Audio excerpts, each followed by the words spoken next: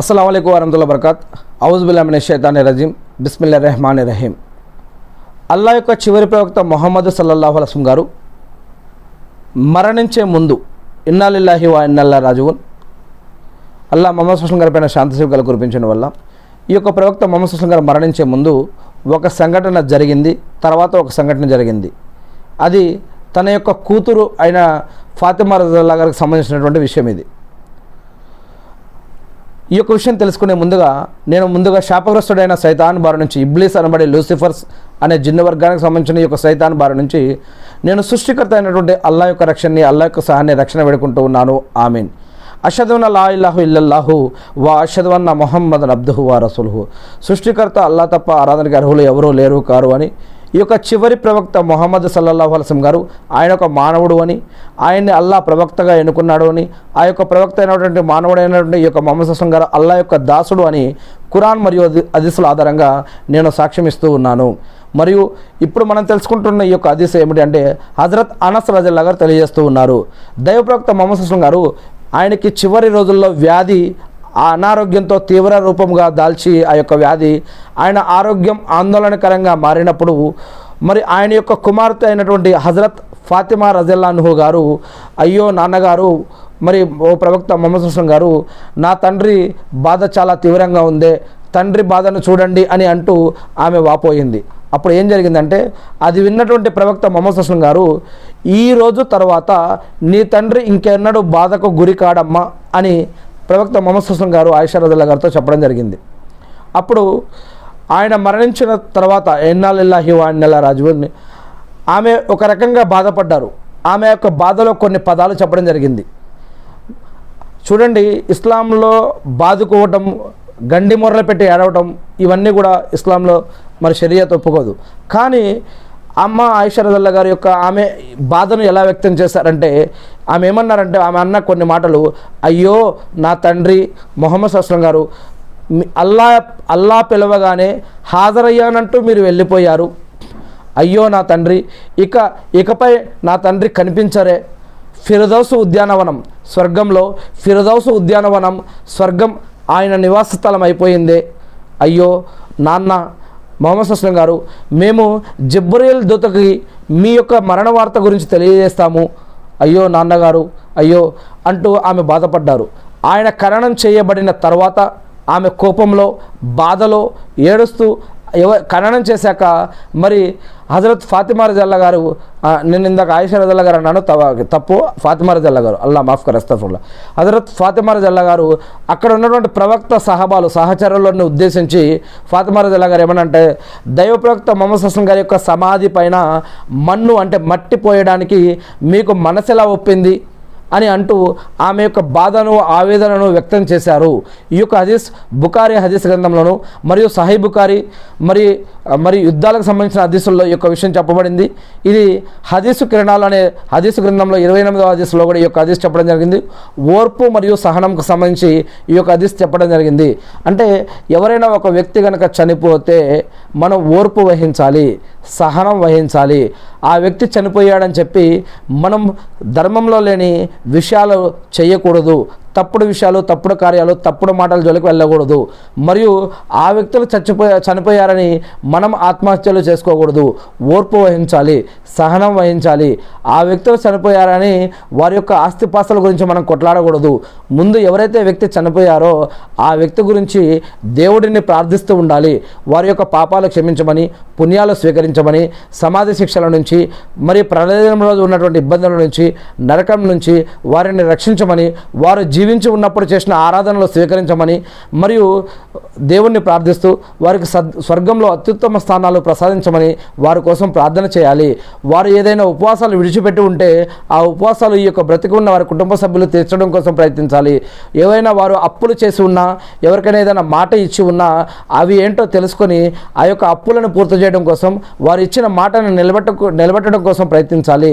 మరియు వారి యొక్క పేరు మీద మస్జిదులు, మదర్సాలు, ఇంకేదైనా ఏదైనా మంచి సోషల్ వర్క్ పనులు, మంచి కార్యాలు చేయవచ్చు. మరియు వారి యొక్క సంతానం చేసే ప్రతి నమాజులో, ప్రతి దువాలో కూడా ఈ యొక్క చనిపోయినటువంటి వారికి కూడా వీరి యొక్క ప్రతిఫలం ఈసాలే సవాబ్ దొరుకుతుంది. ఈసాలే సవాబ్ అంటే ఏమిటంటే, ఒక వ్యక్తి చనిపోయాడు, ఉదాహరణకి నేనే చనిపోయాను అంటే నా యొక్క పిల్లలు ఎవరైతే ఉన్నారో వారు చేసే నమాజులు, వారు చేసే ఉపవాసాలు, వారు చేసే సదకా ఖైరాతులు, జకాతులు, హజ్జుమ్రాలు, వారు చేసే మంచి పనులు, వాటి ద్వారా కూడా నాకు పుణ్యం దొరుకుతుంది అని దీనిని ఈసాలే సవాబ్ అంటారు. వారు ఇస్లాం ధర్మంలో ఉండి వారు చేసే ప్రతి మంచి పని కూడా వారి యొక్క తల్లిదండ్రులకు దొరుకుతుంది. దానిని ఈసాలే సవాబ్ అని అంటారు. ఈ విధంగా ఒక వ్యక్తి చనిపోయాడంటే వారి కుటుంబ సభ్యులు చేసే ప్రతి పని ద్వారా కూడా వారికి ఈసాలే సవాబ్ దొరుకుతూ ఉంటుంది. మరి అందుకోసమని ఒక వ్యక్తి చనిపోయినాక మన ధర్మంలో లేని అధర్మ కార్యాలు మనం చేయకూడదు. మరియు ధర్మాన్ని గుర్తుపెట్టుకోవాలి. ఎన్ని కష్టాలు, నష్టాలు, బాధలు, ఇబ్బందులు, టెన్షన్లు ఉన్నా సరే అనుక్షణం దేవుడిని గుర్తుపెట్టుకుంటూ, మరి మనం ఒక చీకట్లో ఉన్న, ఒక రూమ్లో ఉన్న, ఒక సముద్రం మధ్యలో ఉన్న, అడవి మధ్యలో ఉన్న, ఒంటరిగా ఉన్న, కొన్ని కోట్ల మధ్యలో ఉన్నా కూడా దేవుడు మనల్ని చూస్తున్నాడు, అనుక్షణం మనల్ని చూస్తున్నాడు. మన యొక్క మనసులో ఉన్నది మనం ఆలోచించేది కూడా వింటున్నాడు. మనతోటి ఇద్దరు దైవదూతలు ఉంటారు, వారు మన పలికే ప్రతి పదం కూడా వారు రాస్తూ ఉంటారు అని, మరి ఈ యొక్క విషయాలన్నీ కూడా గుర్తుపెట్టుకొని మనం ముందుకు సాగుతూ ఉండాలి అని ఇస్లాం తెలియజేస్తూ ఉంది. మరి ఇక్కడ ఒక మృత్యువు ఆసన్నమైనప్పుడు, మరణ గడియలు ఆసన్నమైనప్పుడు మరి ఎలా ఓపికతోటి, సబర్తోటి ఉండాలి అని ఇక్కడ తెలియజేయడం జరుగుతుంది. ఇలా మరణ సమయంలో కలిగే బాధ ఎలా ఉంటుంది, ఆ ఆందోళన అటువంటి సమయంలో ఆందోళన వ్యక్తం చేయవచ్చే అనేటటువంటి హదీసులు కూడా ఉన్నాయి.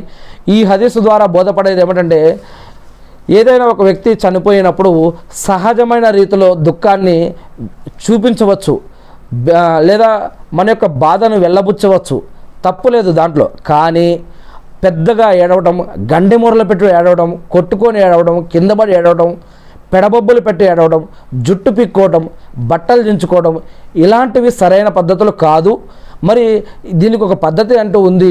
అంతేకాకుండా అవాంఛనీయ పనులు మాత్రం చేయకూడదని, మరియు మృతుని, చనిపోయిన వారి యొక్క చెడు గురించి కాకుండా వారి యొక్క మంచి గురించి చెప్పుకోవచ్చు, మరియు వారి మంచి కోసం ప్రార్థన చేయవచ్చు అని, మరి ఈ యొక్క విషయాలని హజరత్ ఫాతిమా రజిల్లా గారు చివరిగా పలికిన పలుకులు కూడా ఒక రకంగా ఆవేదన భరిత వాక్యాలే అని ఇక్కడ చెప్పడం జరుగుతుంది. ఆమె ఒక తండ్రిని ఆ విధంగా పెట్టడం వల్ల ఆమెకి బాధ కలిగింది. కానీ ఇస్లాం ఇజాజత్ ఇస్తుంది. ఇస్లాం షరియత్ ప్రకారం ఒక వ్యక్తి కనుక మరణిస్తే వారిని మరి భూమిలో పెట్టి ఖననమే చేయాలి. కాకపోతే ఒక కూతురిగా ఆ యొక్క ఫాతిమా రజియల్లాహు గారికి ఆ యొక్క క్షణంలో బాధ కలిగింది. ఆ యొక్క బాధలో వచ్చిన కొన్ని మాటలు మాత్రమే ఇవి. మరి దైవప్రవక్త ముహమ్మద్ సల్లల్లాహు అలైహి వసల్లం గారు ఖననం చేయబడటంలో అభ్యంతరం ఏముంది? ఏం లేదు. ఎందుకంటే అది షరియత్ ఇచ్చే ఆజ్ఞ, ఇస్లాం ధర్మం ఇచ్చేటటువంటి ఆజ్ఞ, దైవాజ్ఞ, ఇది అల్లా ఇచ్చిన ఆజ్ఞ. ఎవరికి ఆఖరికి ప్రవక్తలకి కూడా మినహాయింపు ఉండదు అని చెప్పడం జరుగుతుంది. మరి ప్రవక్త ముహమ్మద్ సల్లల్లాహు అలైహి వసల్లం గారికి వహీ ద్వారా ఇవ్వబడ్డటువంటి ఖురాన్లోనే అల్లాహ్ సుబ్హానహు వ తఆలా చెప్తున్నారు, పుట్టిన ప్రతి ప్రాణి మరణించక తప్పదు అని.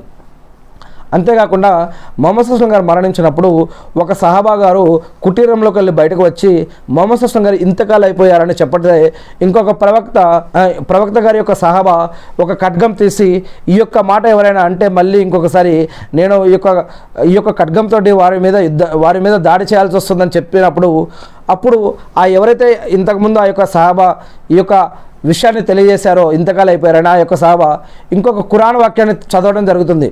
ఖురాన్లో వాక్యం, పుట్టిన ప్రతి ప్రాణి మరణించక తప్పదు అనే విషయం ఈ యొక్క ఐదు చదవగానే ఆ సహాబా గారు ఆ యొక్క ఖడ్గాన్ని వదిలేసి ఆయన కూడా బాధతో కూర్చోవడం జరుగుతుంది. అంటే మరి ఇలాంటి అనేక ఖురాన్ వాక్యాలు కూడా ఉన్నాయి.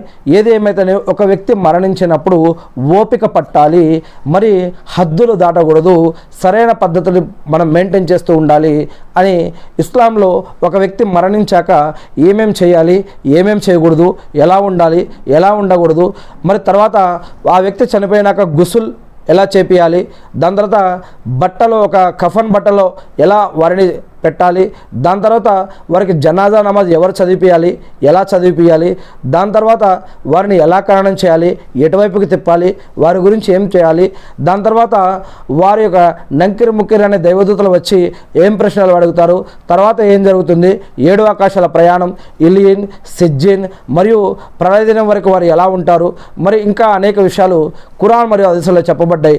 ఇవన్నీ చాలా వరకు విషయాలు మనం ఖురాన్ మరియు హదీసుల ఆధారంగా తెలుగు బుఖారీలో మనం ఇంతకుముందే తెలుసుకోవడం జరిగింది. నేను సృష్టికర్త అయిన అల్లాని ప్రార్థిస్తూ ఉన్నాను.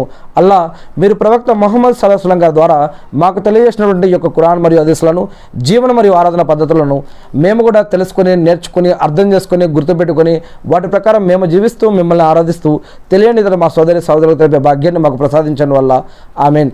అల్లా, ఇబ్రాహీం అల్సలం గారిపైన, ఆయన కుటుంబ సభ్యులపైన, ఆయన ఉమ్మతపైన శాంతి సేవకాలు కురిపించిన విధంగా అల్లా ప్రవక్త ముహమ్మద్ సల్లల్లాహు అలైహి వసల్లం గారిపైన, ఆయన కుటుంబ సభ్యులపైన, ఆయన ఉమ్మతపై కూడా శాంతి సేవకాలు కురిపించి మకామే ముహమ్మద్కు ప్రవక్తగాన్ని వారసును చేసి అంతిమ దినం రోజు వసలతా స్థానాన్ని ప్రవక్త ముహమ్మద్ సల్లం గారికి ప్రసాదించిన వల్ల ఆమీన్. అల్లాహు అక్బర్, అల్హమ్దులిల్లా, సుబ్హాన్ అల్లా, అల్లాహు అక్బర్. అల్లా, మీరు ఈ సృష్టిలో సృష్టించిన అన్ని ఆపదల నుంచి మమ్మల్ని రక్షించడం వల్ల అల్లా, షిర్కు నుంచి, బిదాత్ నుంచి, హరాం నుంచి, సైతానుల నుంచి, జిన్నుల నుంచి, అలా వడ్డీ నుంచి, పాపాల నుంచి, నేరాల నుంచి, గురాల నుంచి, చెడు అలవాట్లు, చెడు పద్ధతుల నుంచి, పంది నుంచి, మరియు హరాం సంపద నుంచి, హరాం సంపాదన నుంచి, అలా మనుషులు చేసే ఆగడాలు, కుట్ర కుతంత్రాలు, అవమానాలు, అప్పలు, ఆకలి దెబ్బకల నుంచి, అలా ప్రాణం పోయేటప్పుడు బాధ నుంచి, దజ్జాల ఉపద్రవం నుంచి, సమాధి శిక్షల నుంచి, ప్రళయదినం రోజు ఉన్నటువంటి ఇబ్బందుల నుంచి, నరకయాత్ర నుంచి నేను మీ యొక్క రక్షణ వేడుకుంటూ ఉన్నాను వల్ల ఎవరైతే మీకు నమాజులు, సదకా ఖైరాతులు, జకాతులు, హజ్జుమ్రాలు, దాన ధర్మాలు మీ మార్గంలో చేస్తున్నారో, చేయబోతున్నారో, మీ గురించి ఎవరైతే పని చేశారో, పని చేస్తున్నారో, పని చేయబోతున్నారో అటువంటి వారందరి తరపున కూడా నేను మిమ్మల్ని ప్రార్థిస్తూ ఉన్నాను వల్ల, మా కుటుంబ సభ్యుల తరపున, మీ యొక్క దాసులందరి తరపున కూడా నేను మిమ్మల్ని ప్రార్థిస్తూ ఉన్నాను వల్ల, మీ యొక్క ప్రవక్తలు మరియు ప్రవక్తల యొక్క సహబాలు మరియు మీ యొక్క సజ్జనులు చేసిన దువాలన్నింటినీ కూడా స్వీకరించండి వల్ల, మా యొక్క నమాజులు, ఉపవాసాలు అన్నింటినీ కూడా దువాలను స్వీకరించండి వల్ల ఆమీన్. అల్లా, మా అందరికీ ఇహలోకంలోనూ మరియు పరలోకంలో కూడా సహాయం చేయండి వల్ల ఆమీన్. అల్లాహు అక్బర్, అల్హమ్దులిల్లా, సుబ్హాన్ అల్లా, అల్లాహు అక్బర్, అషదు అన్న లా ఇలాహు ఇల్లల్లాహు వా అషదు అన్న ముహమ్మదన్ అబ్దుహు వా రసూలుహు, అల్హమ్దులిల్లా, సుబ్హాన్ అల్లా, అల్లాహు అక్బర్.